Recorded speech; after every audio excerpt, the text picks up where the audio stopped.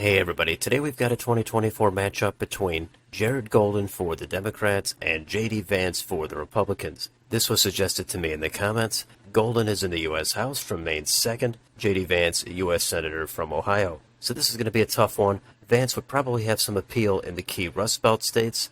However, he hasn't been in the Senate all that long, so I think it's a little bit early to gauge how strong Vance would be, but he would probably be more in line with Donald Trump. I'm sure that's how the Democrats would try to paint him to scare off voters in the middle and in the suburbs. Jared Golden, on the other hand, is from a district that Trump won handily, so a presidential election is different than a U.S. House election. I think Golden probably would have more appeal in the suburbs and with independents. He's a blue dog type of Democrat, occasionally crosses over and votes with the Republicans. So having said all that, let's dive into this. We'll start in Alaska, and that's going to be just over 10 points safe for Vance. Hawaii, safe for Golden. Back up to the West Coast, Washington, Oregon, California, safe for Golden. How about in Nevada? This is a swing state, and I think it's a tough call. It's possible Vance activates some new voters, doesn't scare off all the Trump voters, and the state could flip. It's also possible Golden is just so moderate that he gets enough crossover from some Republicans and gets great turnout with independents, and he wins the state by 2 or 3. It's tough to say. I went back and forth on this state. Eventually, I did settle on a tilt for Vance, but I can see having it go the other way. Idaho, Utah, safe for Vance. Next, in Arizona, that's a state that has drifted away from the Republicans. Golden is probably going to be a better fit here than Vance, purely because he's considered more moderate, so I do have it going to Golden by a leans margin of a couple of points.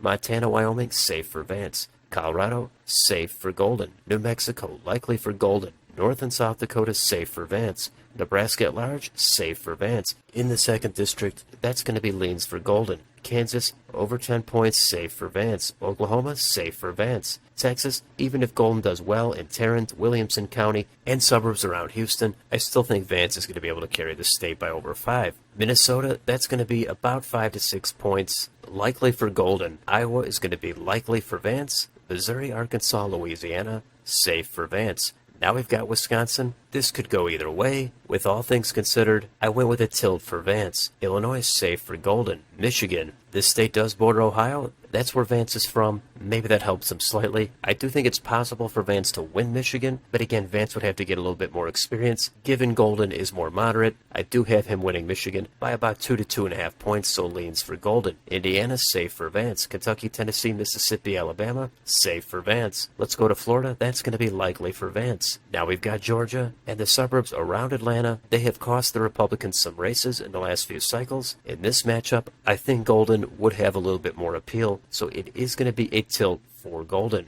South Carolina, safe for Vance. North Carolina, leans for Vance. Now we can go to Ohio, JD Vance's home state. That's going to clear 10 points, safe for Vance. West Virginia, very safe for Vance. Now we go up to Maine. This is Jared Golden's home state. At large, I do think it would clear 10 points and go safe for Golden. The 1st District, very safe for Golden. Now the 2nd District, this is Jared Golden's home district. The U.S. House, he wins it relatively comfortably. If he were running for president, I think he would do better than a lot of other Republicans, but JD Vance would be a good fit for this district, absent Jared Golden. So this is tough, but I did settle on a leans for Vance, probably 1 to 2 points. New Hampshire, maybe you have this as likely. I have it as leans for Golden. Vermont, New York, Massachusetts, Connecticut, Rhode Island, New Jersey, Delaware, Maryland, Washington, D.C., safe for Golden. And now we've got Pennsylvania. This again borders Ohio. This is a key Rust Belt state. Vance would probably resonate with a lot of those voters, especially in western Pennsylvania, the suburbs of Philadelphia. That's where Golden is going to do a lot better. This was kind of a coin flip for me. I went back and forth. Eventually, I settled on a tilt for Golden. The last state is Virginia, and that's going to be likely for Golden. So there's your final total. That comes out to 287 for Jared Golden, 251 for JD Vance. Golden does win this, but it's close. It's the usual states that could go either way. Nevada, Wisconsin, Pennsylvania, Georgia, possibly even Arizona, but I think Golden would get that by a couple of points. If you flip Pennsylvania,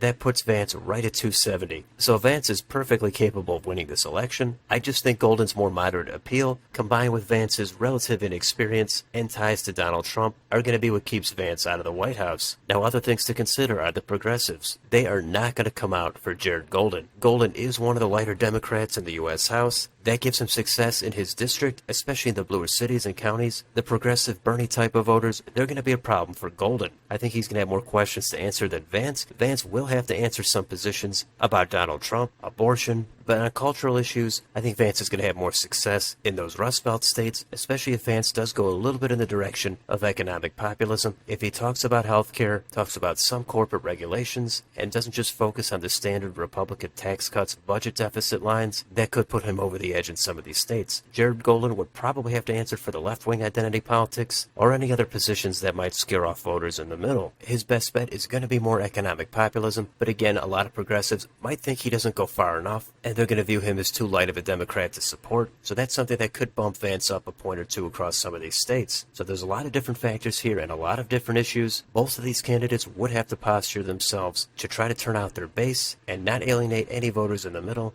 Much easier said than done. I can't count Vance out in this matchup, but I do think Golden would have the edge. But this is just what I think. Let me know in the comments, do you mostly agree with this map? Or maybe you would give Nevada to Golden? Or maybe you'd flip Pennsylvania and give it to Vance? Let me know down below. On your way out, don't forget to like, share, and subscribe. Thanks for watching, and I'll see you on the next video.